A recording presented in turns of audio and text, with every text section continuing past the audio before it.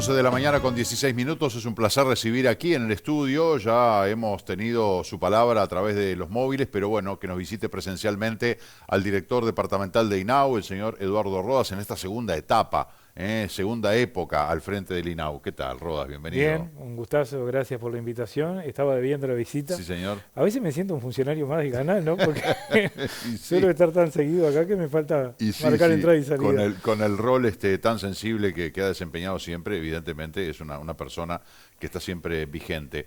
Bueno, hay varios temas para hablar. Recién estábamos conversando que venimos de una entrevista con un catedrático de la Universidad del CLAE, hablando del tema del narcotráfico y todo eso.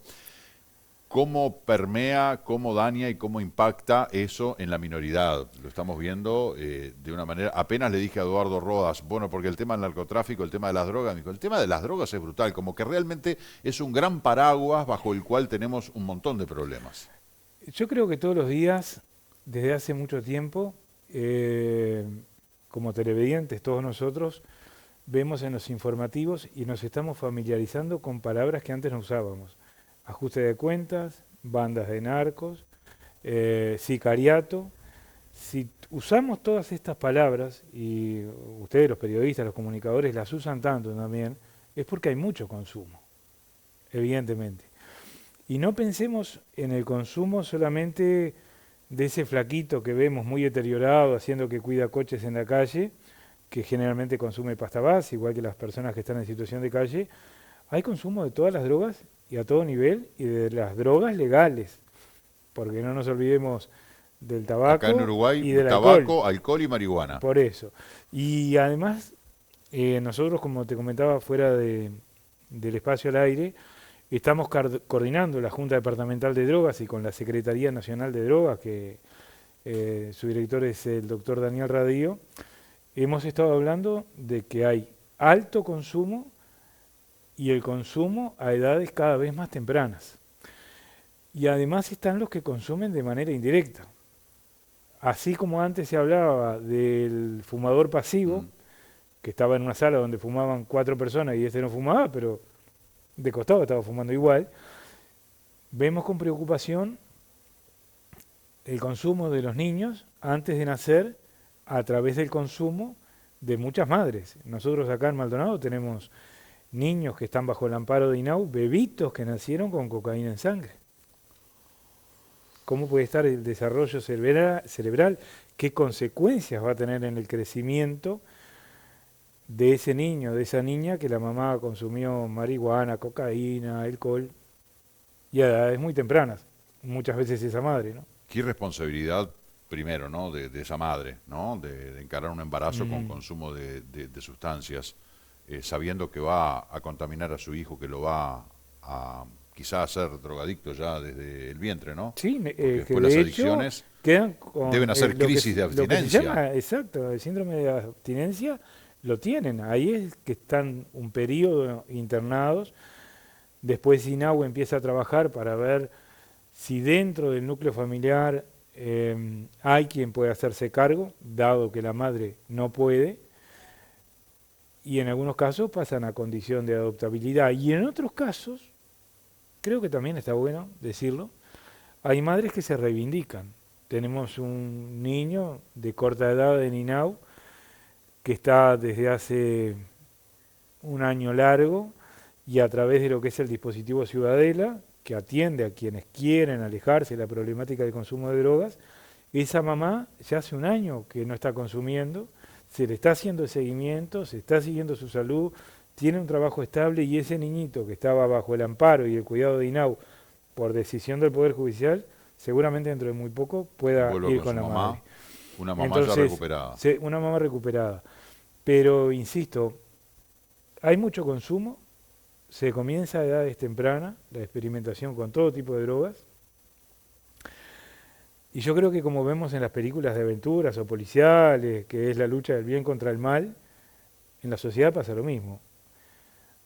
Habemos un montón de instituciones y personas, entre ellos los comunicadores que hacen este tipo de entrevistas como la que tú realizas, que estamos preocupados por mejorar la calidad de vida de la gente alejándolos del consumo. Pero por el otro lado, hay grandes poderosos que quieren cada vez tener más consumidores. Que incentivan el consumo. Claro. Ahora, yo me pregunto, Rodas, yo me siento en la Rambla de Punta del Este, vamos a tomar el verano, pero va mucho más allá del verano. Sin duda. A las 9, 10 de la noche, en cualquier lugar, desde la parada 1 donde está la Liga de Fomento hasta el puerto, y no sé, me puedo aburrir de contar jóvenes con las cajas de vino, las botellas de alcohol, las botellas de Fernet con Coca-Cola, las bolsas de hielo, las heladeritas, que uno se pregunta primero a dónde van, pero más allá de eso, son menores de 14, 15 años. ¿De dónde vienen?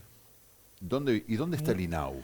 ¿Qué puede hacer el INAU ahí? El INAU lo que hace es fiscalizar, todos creo que lo hemos visto en los comercios, en los supermercados, el carterito, prohibida la venta a menores de 18 años de alcohol. Y se fiscaliza, y se multa. Está lleno de agujeros, o sea, ¿Qué pasa? hacen A agua veces por varios un lados. hermano mayor de ese gurí de 14 o 15 años es el que va y compra el vino. Está O claro. a veces la madre o a veces el padre. Está claro. Me contaba mi hijo, que ya no es chiquito, por cierto, es bastante grande, que un día estaba con una novia en Punta del Este y veía una mamá que ayudaba a esos hijos adolescentes a bajar la heladerita con las latas de cerveza. Y le preguntaba, ¿a qué hora te vengo a buscar? Y 4:30, le decía el gurí, que se quedaba con toda su barra de amigos, ¿En qué estado? todo de la misma edad. Las bebidas energizantes que las pueden comprar los menores, que también generan una adicción, además de generar muchos daños a la salud, ¿no? El contenido de cafeína que tienen es mucho mayor que el de un café. Y yo siempre insisto, porque lo aprendimos, que no son bebidas energizantes, son estimulantes, que no es lo mismo. Y ahí vuelvo a la lucha de los que pretendemos mejorar la calidad de vida de los jóvenes y el gran poder de los que la fabrican. Si hay una gran empresa que dice, te da alas, como es una de las marcas que tiene como ese eslogan, es muy difícil luchar contra eso. Sí se logró en el Uruguay, recordemos la campaña antitabaco, aquellas imágenes fuertes, contundentes, que venían y vienen en las cajas de cigarrillos, no se permitió que auspiciaran eventos deportivos. Recordarán los televidentes cuando los equipos a veces salían a la cancha a jugar un partido de fútbol, la manga, ese tubo, tenía la publicidad de una marca de cigarrillos. Eso se prohibió fumar en lugares públicos. Pero con el alcohol, con las bebidas estimulantes, con la marihuana, hay como una tendencia a pensar que no pasa nada.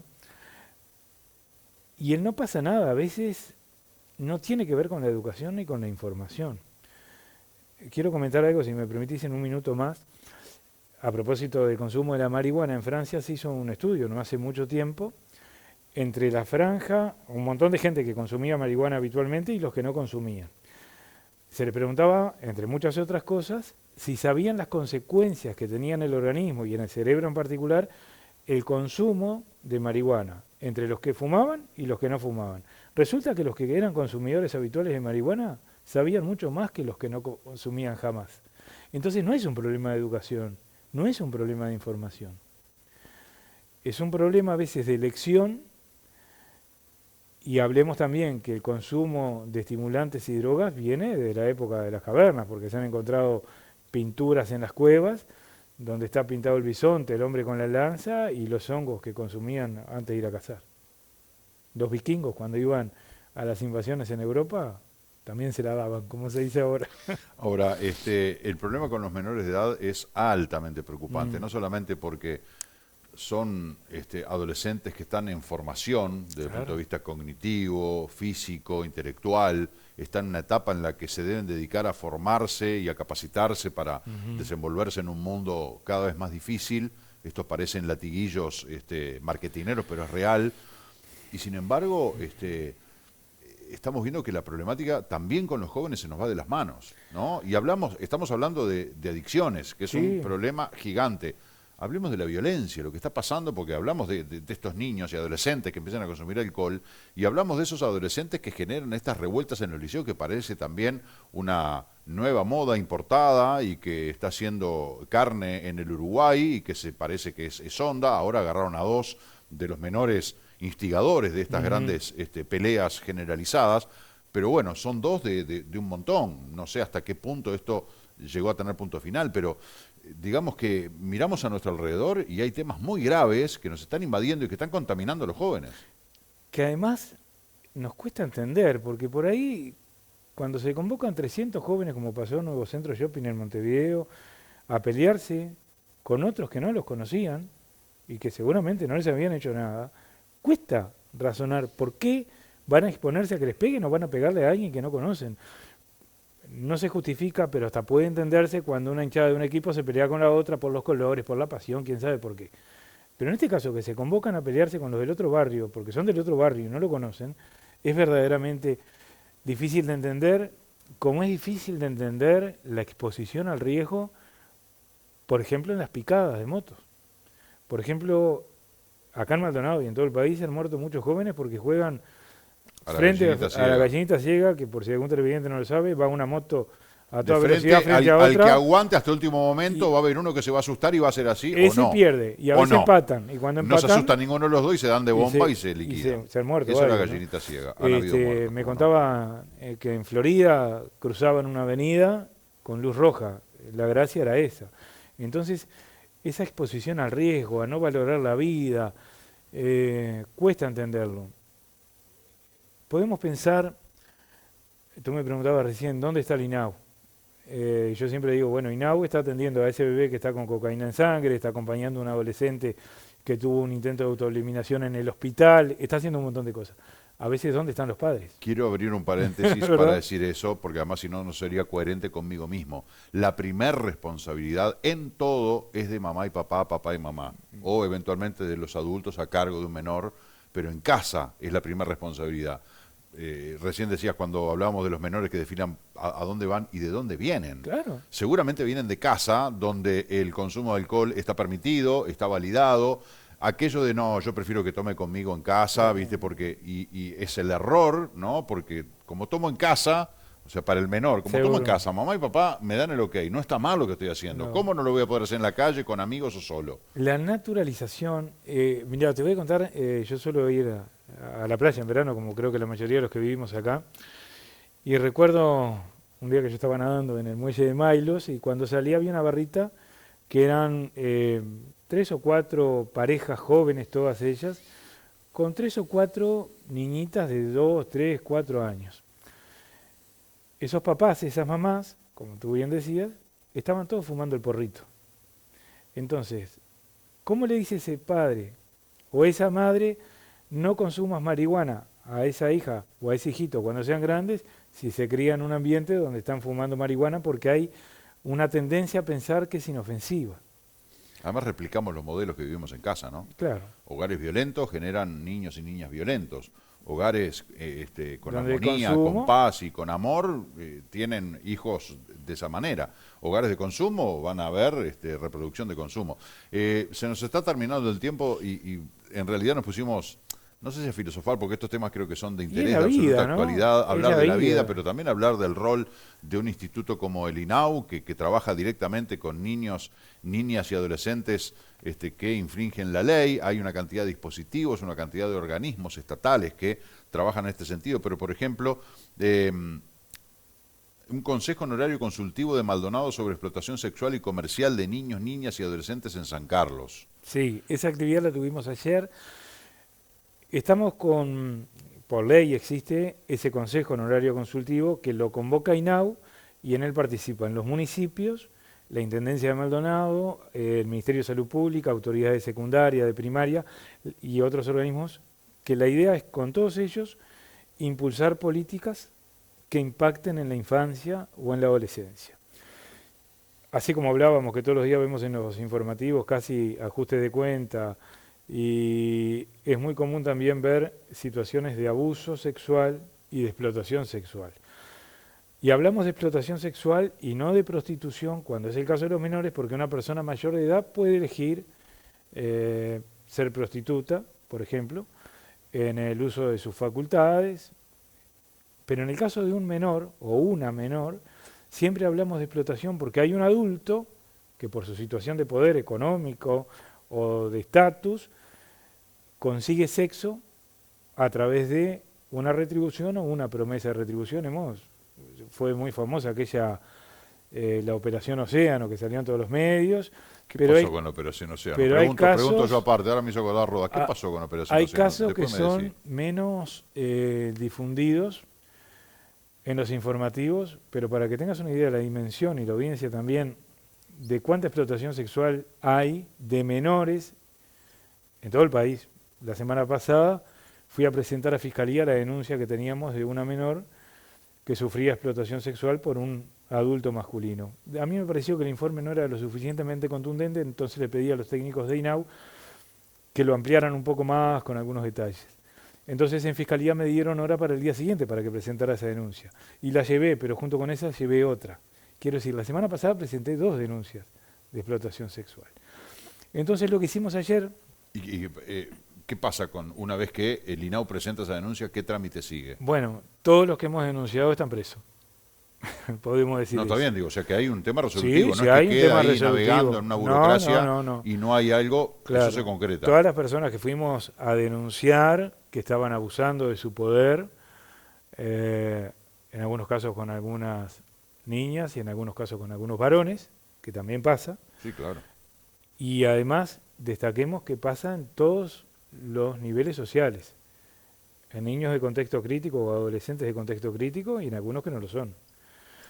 Y bueno, lo que hicimos ayer en San Carlos fue una capacitación por parte de técnicos de INAU para funcionarios municipales de San Carlos, profesores de educación física del SEDENCAR y también para inspectores de tránsito y de higiene, que son los que andan en la calle, que son los que pueden detectar esas situaciones en cuanto a qué es explotación sexual, cómo actuar cuando detectan una situación, que aparte a veces no pasa lejos de ellos, sino que puede pasar en su entorno familiar, en la vecindad, cómo actuar, cómo hacer la denuncia. Entonces estamos sensibilizando sobre ese tema desde el año pasado a distintos funcionarios del Estado. Ayer lo hicimos en San Carlos.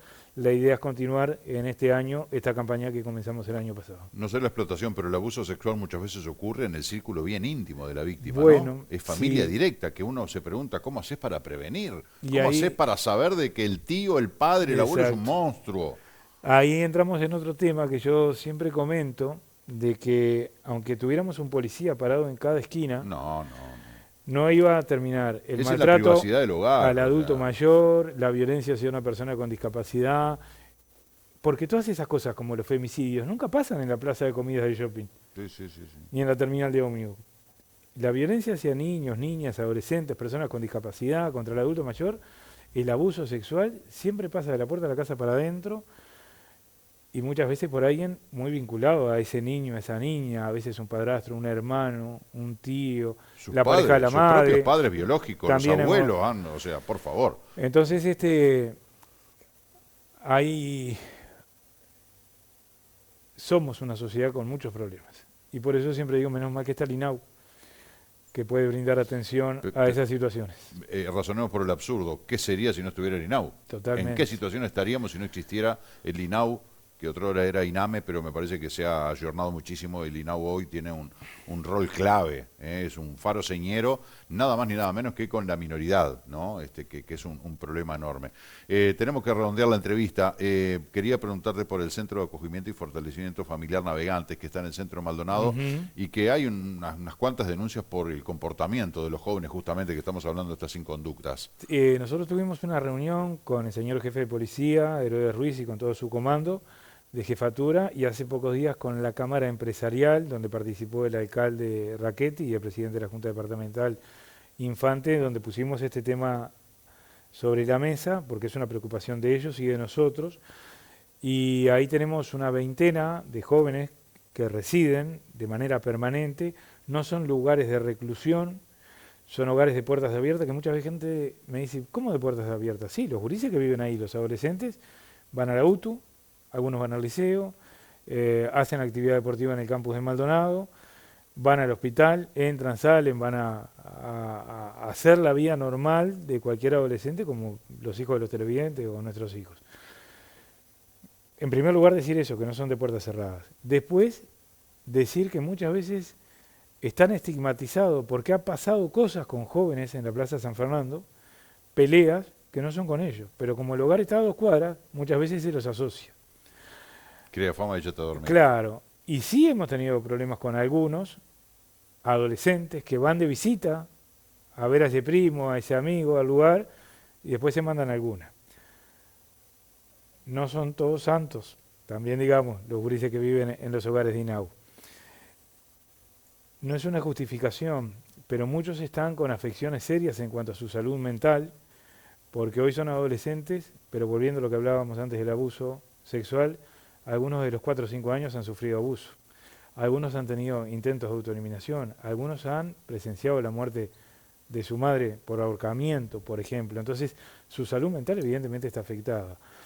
Hoy tenemos una reunión a partir de las 14 horas y hasta las 17 con el Instituto Nacional de Derechos Humanos, donde le vamos a presentar un informe de Maldonado que hicimos desde mi equipo de dirección, donde vamos a poder contar el porcentaje de los que están con afección en su salud mental, porcentaje del tiempo que hace que están en residencia INAU, cuántos estudian, cuántos no lo hacen, porque es una preocupación del Instituto Nacional de Derechos Humanos saber la situación de la adolescencia, no solamente en Maldonado, sino en la región este del país. Muy interesante, da para hablar mucho más, nos quedan muchas inquietudes, eso de que lo que nos acaba de contar Eduardo Rodas, que no quede solamente en un informe, en un diagnóstico presentado, sino que se actúe en consecuencia para tratar de modificar las cosas que seguramente dará a conocer ese informe, que no deben ser nada tranquilizadoras, pero bueno, en definitiva, esperamos que estos minutos hayan sido de interés para todos. Gracias, Eduardo, por haber compartido este rato, siempre muy interesante la temática, vamos a volver a invitarte porque digo, hay mucho para hablar de estos temas. Para mí es un gusto venir porque además nos permite contarle a la audiencia algo de lo mucho que hacemos y también es una invitación a razonar juntos los problemas que tiene nuestra sociedad. Así que gracias a ti y a todo tu equipo por la invitación. Un placer. 11:38 de la mañana, hacemos una pausa y ya venimos.